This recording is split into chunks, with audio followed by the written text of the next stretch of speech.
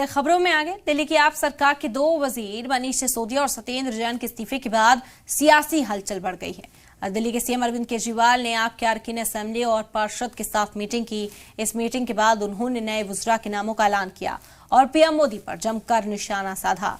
केजरीवाल ने कहा कि एक्साइज पॉलिसी का मामला तो सिर्फ एक बहाना है। सिर्फ आम आदमी पार्टी ही नहीं, पूरे मुल्क को मनीष सिसोदिया, सत्येंद्र जैन पर फख्र है। पीएम मोदी ने ऐसे लोगों को सलाखों के पीछे पहुंचाया है। उन्होंने मजीद कहा कि पीएम मोदी जी जो चाहते हैं कि दिल्ली में अच्छे कामों को रोका जाए, जैसा एक जमाने में इंदिरा गांधी ने हद पार कर दी थी। वाज़ेह हो कि इधर चंद दिनों से दिल्ली की सियासी गलियारों में कोहराम मचा हुआ है। इल्जाम तराशियों का दौर जारी है। एक तरफ बीजेपी और आम आदमी पार्टी में ज़बानी जंग जारी है, तो दूसरी तरफ सड़कों पर एक दूसरे के खिलाफ एहतजाज हो रहा है। फिलहाल ये देखना है कि 4 मार्च को जब सिसोदिया कोर्ट में पेश किए जाएंगे तो कैसा फैसला सामने आएगा।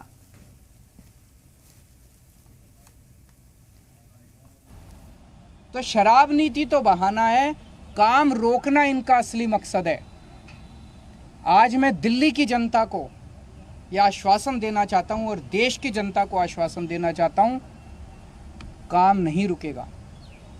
दिल्ली का अच्छा काम जारी रहेगा। पहले अगर हम 80 की स्पीड पे से चल रहे थे तो अब 150 की स्पीड से चलेगा काम। हमने अपने दोनों मंत्रियों को इन्होंने जेल में डाला है। दोनों मंत्री बदल दिए। आतिशी जी और सौरभ भारद्वाज दोनों शानदार लोग हैं, प्रोफेशनल लोग हैं, पढ़े लिखे लोग हैं, अच्छी एजुकेशन वाले लोग हैं। ये दोनों अब संभालेंगे।